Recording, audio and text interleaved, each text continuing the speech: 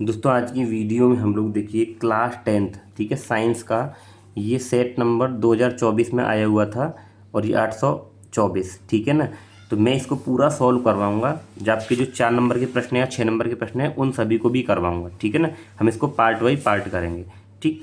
तो देखिए ये कराने का मेरा उद्देश्य ये है क्योंकि हर बार ऐसे ही प्रश्न आपको परीक्षा में पूछे जाते हैं ठीक है ना। तो हम इसको बिल्कुल यहाँ पे सॉल्व करते हैं ठीक। तो देखिए सबसे पहला जो प्रश्न हमारे पास में है, किसी अवतल दर्पण पर आपतित प्रकाश किरण दर्पण से परावर्तन के उपरांत अपने ही मार्ग से वापस आ जाती है। यह किरण अक्ष का परिच्छेदन करती है, मतलब कहाँ पर ये काटती है ठीक है ना। तो देखिए इसका जो ऑप्शन नंबर होगा सी एकदम करेक्ट होगा। कहाँ पे करेगी? वक्रता केंद्र पर। अब वो करेगी कैसे वो मैं आपको थोड़ा सा यहाँ पे समझा देता हूँ ठीक है ना। तो देखिए अब हमारे पास में देखिए क्या है, अब कैसा है देखिए अवतल दर्पण। तो ये अवतल दर्पण हमारे पास हो जाएगा। इधर हम लोग क्या करेंगे, ये पॉलिश कर देंगे ठीक। और ये हमारे पास में क्या हो जाएगी, यहाँ पे P होगा और यहाँ पे क्या होगा F होगा और यहाँ पे क्या होगा आपका वक्रता केंद्र C होगा। उसने ये कहा है कि यह किरण यानी कि किसी अवतल दर्पण आपतित प्रकाश किरण दर्पण से परावर्तन के उपरांत अपने ही मार्ग से लौट आती है। तो उसके लिए देखिए हमारी एक ही कंडीशन होती है कि जब प्रकाश किरण कहाँ से जाएगी, जब प्रकाश किरण वक्रता केंद्र से अगर जाती है ऐसे करके ठीक है ना। जब प्रकाश केंद्र वक्रता केंद्र से होकर जाती है तो अपने ही मार्ग में वापस लौट जाती है ठीक है ना। तो ये इसका होता है। तो इसका ऑप्शन नंबर क्या हो जाएगा, सी एकदम करेक्ट हो जाएगा ठीक है ना। दूसरा देखिए, एक लेंस वस्तु की स्थिति विशेष के लिए आभासी सीधा तथा आवर्धित प्रतिबिंब बनाता है। आवर्धित मतलब क्या होता है, बड़ा भी बनाएगा और सीधा भी बनाएगा ठीक है। और कैसा बनाएगा, आभासी बनाएगा ठीक है। तो यहाँ पे ये हम लोगों को पूछा है। तो इसका आंसर होगा क्या हमारे पास में, उत्तल लेंस। क्या होगा, उत्तल लेंस ठीक। फिर आगे देखिए प्रश्न नंबर 3 है, नेत्र लेंस की फोकस दूरी में परिवर्तन। नेत्र लेंस की फोकस दूरी में परिवर्तन का मतलब होता है फोकस दूरी को घटाना या बढ़ाना। तो इस काम को कौन करता है, तो देखिए इस काम को हमारा ये करता है पक्षमाभी पेशियाँ। क्या होती हैं, पक्षमाभी पेशियाँ, जिनको हम सीलियरी मसल भी कहते हैं। तो इसकी जगह पे यहाँ पे सीलियरी मसल भी हो सकता था, तो आपको ये ध्यान रखना है ठीक। फिर है प्रश्न नंबर 4, स्वच्छ आकाश के नीले रंग के लिए उत्तरदायी प्रकाशीय घटना। तो इसका आंसर है क्या, प्रकाश का परिकिरण। वेरी वेरी इंपॉर्टेंट है, हर बार ये प्रश्न पूछा ही जाता है ठीक है। और यहाँ पे देखिए 2 प्रश्न और बनते हैं, वो मैं आपको बता दूं क्या बनते हैं। स्वच्छ आकाश का रंग नीला दिखाई देता किसके कारण, प्रकीर्णन के कारण।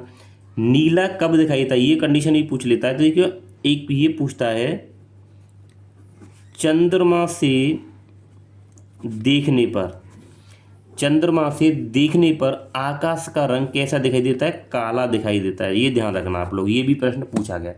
अगर चंद्रमा देगा तो चंद्रमा से देखने पर कैसे दिखाई देगा, काला दिखाई देता है। तो आई होप आप लोग ये समझ गए होंगे ठीक।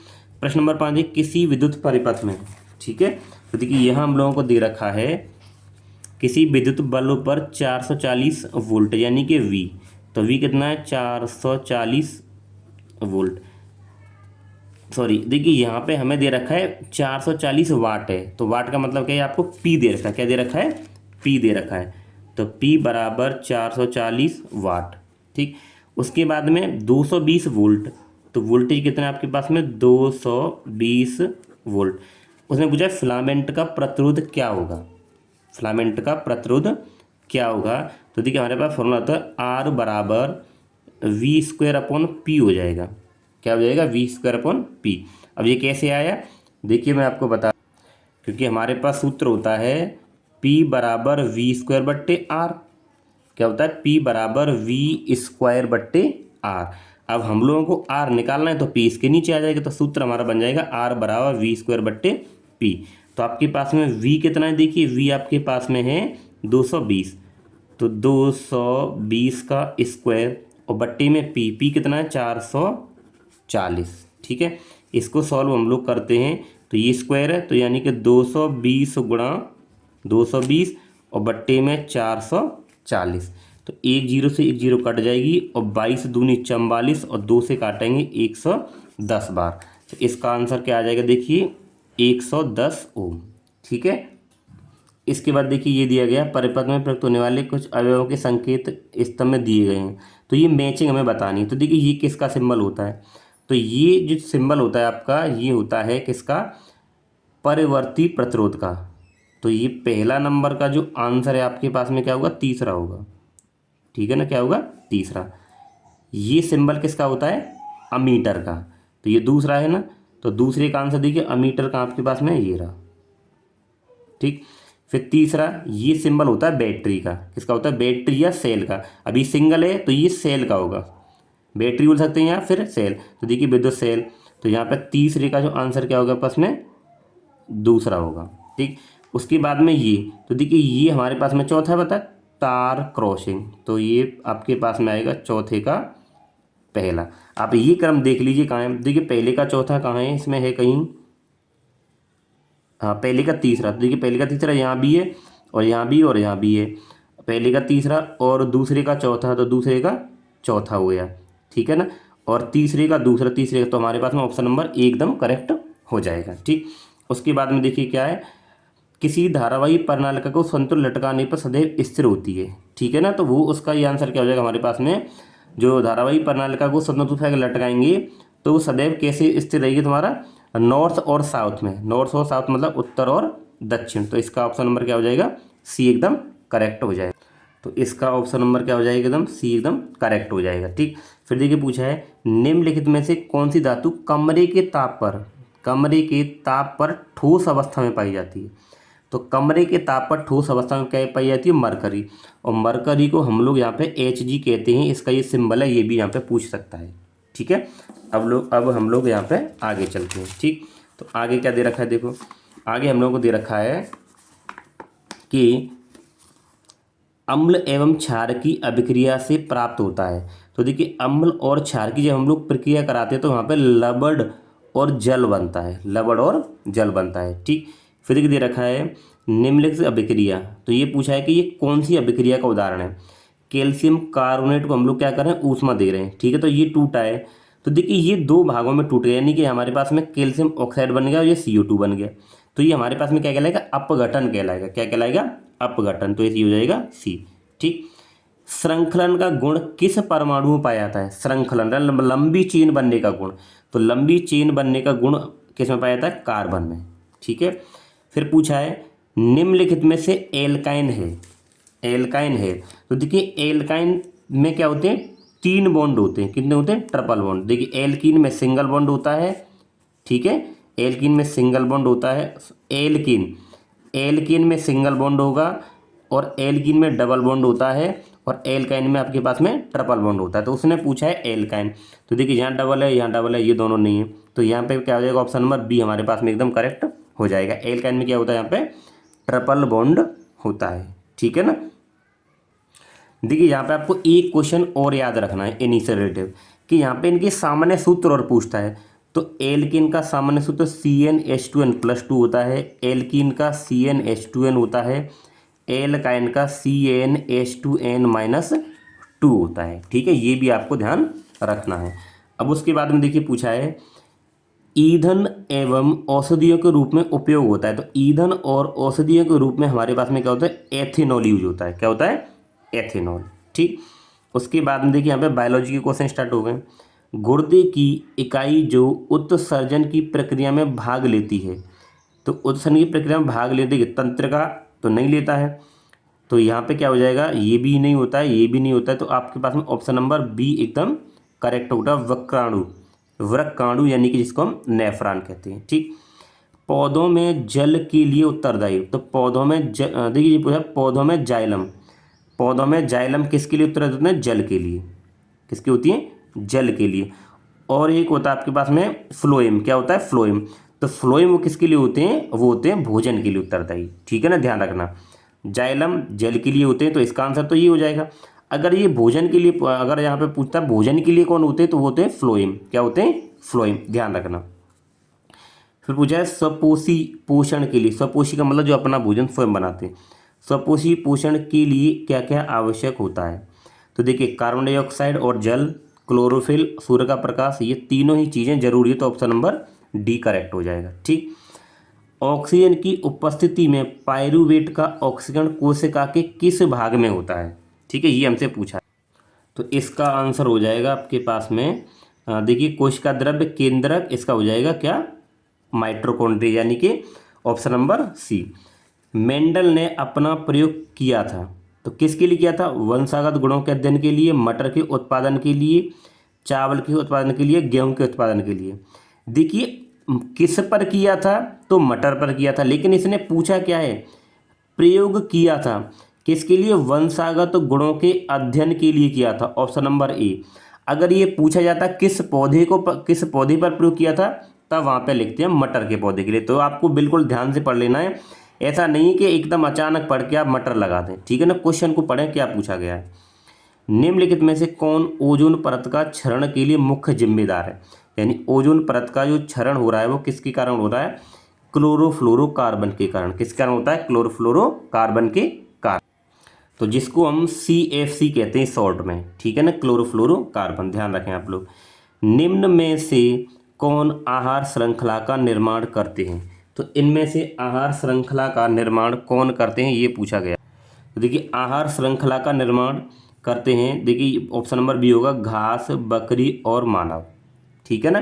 तो ये जो बहुविकल्पी प्रश्न है उनके ये सॉल्यूशन हो गए, ठीक है। देखिए, अब इसी में आपसे पूछा गया है प्रकाश, ये इंपोर्टेंट प्रश्न है, प्रकाश अपवर्तन की घटना, ये थ्योरी में क्वेश्चन पूछे गए, ठीक है ना। अब देखिए, यहाँ पे हम लोग देखेंगे, एक ये न्यूमेरिकल पूछा गया यहाँ पे, 2 सेंटीमीटर लंबी वस्तु 20 सेंटीमीटर फोकस दूरी के उत्तल लेंस के सम्मुख मुख्य अक्ष के लंबवत रखी है। लेंस से 30 सेंटीमीटर दूरी पर प्रतिबिंब की स्थिति तथा प्रकृति ज्ञात करनी है। तो इस क्वेश्चन को आप लोग यहाँ पे सॉल्व करते हैं। ये 2 नंबर में देखिए पूछा गया है, ठीक है ना। देखिए, 2 नंबर में ये प्रश्न पूछा है। अब ये प्रश्न है इसी का, तो इसको हम लोग यहाँ पे हल करते हैं। देखिए, अब हम लोग क्या करेंगे, इसका जो क्वेश्चन है न्यूमेरिकल उसको यहाँ पे सॉल्व करें। 2 सेंटीमीटर लंबी वस्तु, ठीक है, हल। तो वस्तु की लंबाई का मतलब क्या? उसकी ऊंचाई है वो, ठीक है ना। तो हम लोग यहाँ पे लिख देंगे क्या? वस्तु की ऊंचाई, और वस्तु की ऊंचाई को हम लोग ओ से दिखाते हैं, ओ मतलब ऑब्जेक्ट, तो ओ बराबर +2 लेंगे, ठीक है ना जी।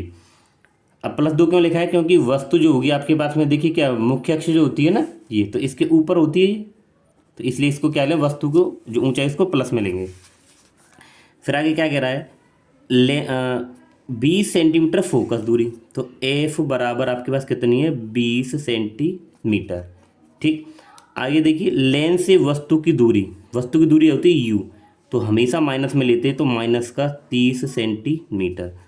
हमें वस्तु की स्थिति और प्रकृति बतानी है, ठीक है। तो हम लोग यहाँ पे क्या लगाएंगे? लेंस सूत्र लगा देंगे। अभी लेंस सूत्र क्या होता है? 1/f बराबर 1/v माइनस 1/u, ये होता है लेंस सूत्र, ठीक है। 1/f, f कितना देखिए हमारे पास में 20 बराबर 1/v हम लोगों को निकालना है, माइनस 1/u, माइनस का 30 है, ठीक है। 1/20 बराबर 1/v और माइनस माइनस प्लस 1/30, ठीक। अब क्या करें? देखिए, इसको इधर ले आए, ठीक है ना, ये इधर आ जाएगा, तो हम लोग इसको कर सकते हैं। देखिए, या फिर हम लोग क्या करें, ये हो जाएगा 1/v बराबर, ये इधर आ जाएगा आपके पास 1/20 माइनस 1/30, ठीक। अब हम लोग 1/v बराबर कर देंगे, इन दोनों का एलसीएम कितना आ जाएगा पास में? 60, और 20 × 60, 3 बार, 3 एकम 3 माइनस 30 दूनी और 2 एकम 2, तो 1/v बराबर 3 में से 2 जाएंगे तो 1/60 आ जाएगा। जब हम लोग यहाँ पे v निकालेंगे तो कितना आ जाएगा? 60 सेंटीमीटर। तो हमारे पास में जो v कितना आ गया? 60 आ गया, ठीक है। अब देखिए, हम लोग क्या करें यहाँ से कि देखिए, हमारे पास में जो सूत्र, अब हमें ये और देख लेना है कि जो हमारे पास में जो प्रतिबिंब आएगा, ठीक है ना, उसकी जो ऊंचाई वो कितनी होगी। तो उसके लिए हम लोग यहाँ पे क्या सूत्र लगाएंगे? देखिए कि v/u बराबर होता है I/o। I मतलब होता है प्रतिबिंब की ऊंचाई, ठीक है ना। तो v आपके पास में कितना आया? देखिए 60, कितना आया है? 60। 160 लगाइए और बट्टे में यू कितना है -30 बराबर आई हमें निकालना है और बट्टे में ओ मतलब क्या, वस्तु की ऊंचाई कितनी है 2। ठीक है, तो देखिए 30 दूनी 60 हो जाएगा। ठीक है, तो 2 का गुणा इससे कर देंगे हम लोग, कितना हो जाएगा पास में, ये हो जाएगा देखिए -2 तो ये है ये, और 2 इधर गुणा में, तो ये आई, तो आपके पास में आई बराबर आ जाएगा -4 सेंटीमीटर। ठीक है, अब इस माइनस से तो कोई माइनस का मतलब तो क्या है, प्रतिबिंब मुख्य जो हमारे पास में जो मुख्य अक्ष होगी उसके क्या बनेगा, नीचे की ओर बनेगा। ठीक है ना, माइनस का मतलब तो यहाँ पे ये है। अब हम लोग क्या निकालना है, ये निकालना है कि प्रतिबिंब जो बनेगा वो कैसा बनेगा। ठीक है ना, तो उसके लिए हम क्या निकालेंगे, आवर्धन निकालेंगे। क्या निकालेंगे, आवर्धन, आवर्धन। ठीक है ना, तो हमारे पास में जो आवर्धन का सूत्र होता है लेंस के केस में, वो होता है m बराबर v/u, m बराबर v/u। ठीक है, तो m आपके पास में निकालना है, तो देखिए v आपके पास में निकाला था, कितना आया था 60, और अगर हम यहाँ पे u का मान लाएंगे कितना -30, तो हमारे पास में जो m आएगा, तो m बराबर क्या आएगा -2 आएगा। ठीक है, अब हम लिख देंगे यहाँ पे, देखिए उसकी प्रकृति, प्रकृति मतलब कैसी है कि वास्तविक बनेगा उल्टा बनेगा। ठीक है, तो -h का मतलब क्या है अपना वास्तविक, तो यहाँ पे लिख देंगे प्रकृति। ठीक है ना, तो प्रकृति कैसा बनेगा, देखिए वास्तविक और उल्टा बनेगा। ठीक है ना, वास्तविक, उल्टा, और क्या बनेगा, बड़ा बनेगा। क्या बनेगा यहाँ पे, बड़ा बनेगा। ठीक है ना, आप लोग इससे भी देख पा रहे हैं, क्योंकि वस्तु 2 सेंटीमीटर की है और प्रतिबिंब कितना है 4 का है, तो कैसा बनेगा, बड़ा बनेगा। ठीक है ना, और लेंस से कहाँ बनेगा ये भी लिख देंगे हम। ठीक है, और लेंस से 60 सेंटीमीटर की दूरी पर बनेगा। ठीक है ना, तो ये था इसका पूरा सॉल्यूशन। ठीक है।